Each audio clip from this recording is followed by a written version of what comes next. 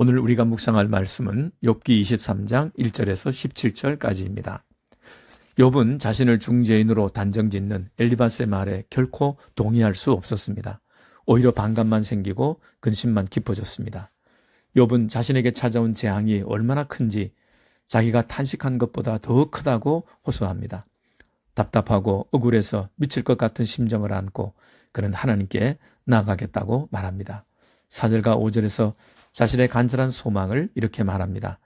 제발 그분 앞에 내 문제를 펼쳐놓을 수만 있다면 내 입에는 할 말들이 가득할 텐데 그분께서 내게 하시는 말씀을 알아들을 수만 있다면 그분께서 말씀하시는 것을 내가 이해할 수만 있다면 얼마나 좋을까. 욥은 누구보다도 하나님을 만나고 싶어 했고 자신의 말에 귀 기울여 주시는 분은 하나님 한 분뿐임을 믿었습니다.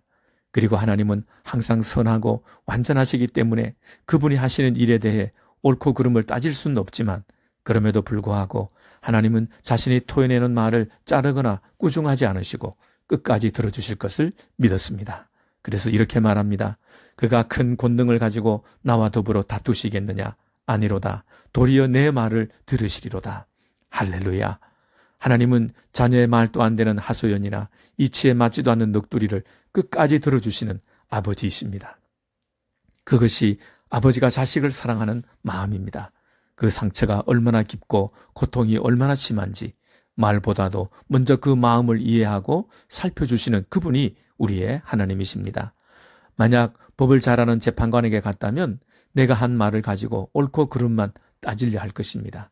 그러나 하나님은 우리가 울며 하소연하는 그 말이 논리도 없고 불순하게 들려도 말이 아니라 죽을 것 같은 고통을 안고도 마지막 희망을 하나님에게 걸고 찾아온 겨자씨만큼 작지만 우리의 믿음을 보시고 응답해 주십니다. 상한 우리의 마음을 만지시고 위로해 주십니다. 그래서 욥은 7절에서 거기서는 정직한 자가 그와 변론할 수 있은즉 내가 심판자에게서 영원히 벗어나리라 말합니다. 하나님 앞에서는 말과 행위가 완전하고 의로운 자가 아니라 자신의 슬픔과 아픔과 상처를 있는 그대로 정직하게 쏟아놓을 수만 있다면 하나님은 그런 사람과 토론도 하시고 대화도 하십니다. 하나님은 내 죄를 찾아내어 심판하시는 것이 목적이 아닙니다.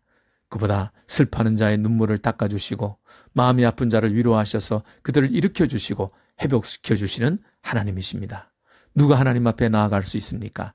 숨기지 않고 위장하지 않고 내 모습 그대로를 가지고 낮아진 마음으로 주님 앞에 나가기만 하면 됩니다. 그런데 욥이 아무리 하나님을 찾으려고 해도 하나님은 보이지 않으십니다. 앞으로 가도 뒤로 가도 왼쪽이나 오른쪽에서도 하나님은 철저히 자신을 숨기십니다.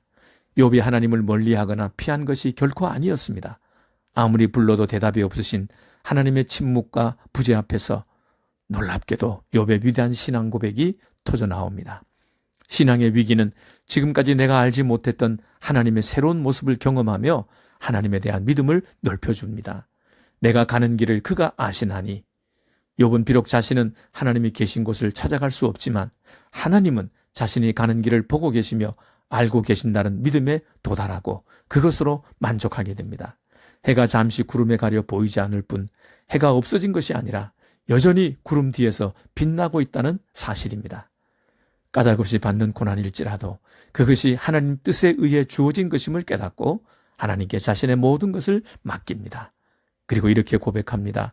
그가 나를 단련하신 후에는 내가 정금같이 되어서 나으리라. 여전히 하나님의 뜻은 알 수 없지만 확신하는 것은 이 고난 속에서 내 믿음은 더욱 단련될 것이고 이전보다 더 정금 같은 신앙으로 하나님을 뵙게 될 것이라는 사실이었습니다. 그리고 자신이 하나님을 여전히 경외하며 항상 말씀을 마음에 담고 의롭게 살려 했다는 이 진실이 연단의 과정이 끝난 후에 참으로 드러나게 될 것을 믿었습니다.